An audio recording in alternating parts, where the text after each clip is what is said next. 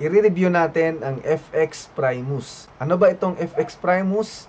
Ano ba yung pwede nating i-trade dito? Ano ba yung mga accounts dito? Legit ba ito or scam?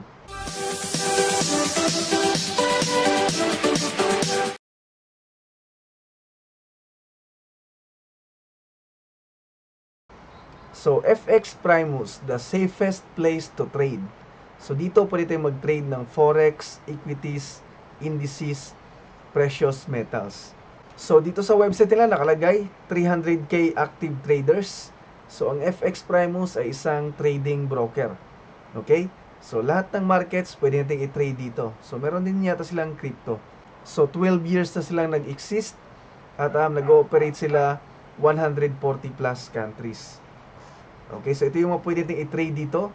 Forex, katulad ng mga Euro USD, mga ganyan, mga Forex pairs. Metals, katulad ng silver, gold, palladium at platinum. Energies, katulad ng oil, gas. Equities, katulad ng Bank of America, Caterpillar, Chevron, JP Morgan, so parang mga stock. At indices. So ano yung mga account types nila dito? So dito sa accounts, makita natin meron silang Premium Classic, Primus Pro, Primus Zero. Ayan. So, meron silang tatlong account type. So, ito yung account type nila. So, meron silang Classic.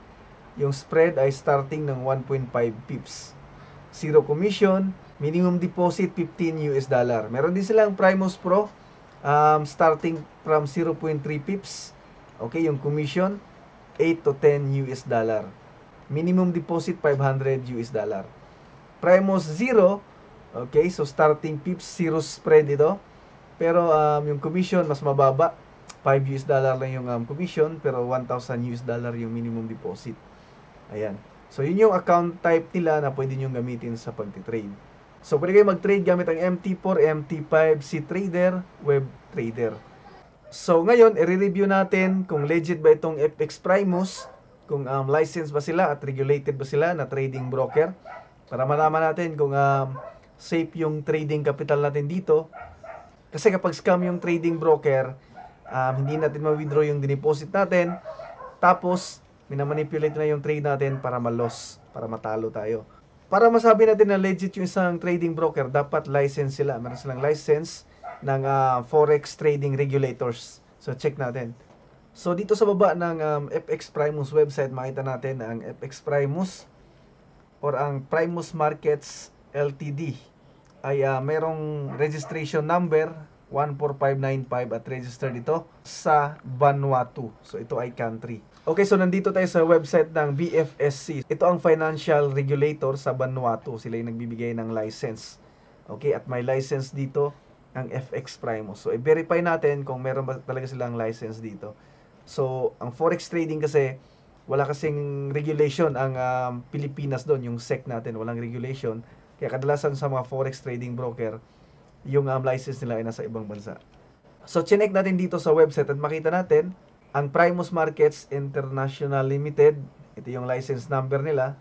So, nakalagay dito, registered siya. So, na-verify natin ang FX Primus ay may license at regulated sila ng VFSC. So, legit ang FX Primus. So, para masabi nating legit talaga, solid yung isang broker, dapat regulated sila ng top forex market regulators. So, ito yung list ng mga top forex market regulators. So, makita natin na wala dito ang BFSC. So, makita natin meron ditong CySEC or yung Cyprus Securities and Exchange Commission. At dito sa FX Primus, nakalagay dito na Primus Solutions Ltd. Ayan, ay registered sila sa Cyprus at ito yung registration number nila. So, check natin sa website ng CySEC. So, ito ang website ng Cyprus Securities and Exchange Commission. So, ito ay top forex trading regulator. Sila yung nagbibigay ng license ng mga forex trading broker. So, kapag license yung broker mo, so makasigurado ka na legit. At yun nga, sinerge natin ang FX Primus dito. At ito nakita natin. At ito nakita natin na registered ang Primus Global Ltd. So, since 2014, registered na sila. So yun, na-verify natin yung dalawang license ng FX Primus. Kaya ang review natin dito sa FX Primus ay legit na trading platform ito. Legit na trading broker ito. So safe kayo mag-trade dito at safe yung capital ninyo at baka sigurado kayo na maka-withdraw. Meron din akong listahan ng top 10 legit trading broker. I-check nyo, ito yung website. So yun lang ka-trade para sa video na ito. Maraming salamat sa panonood.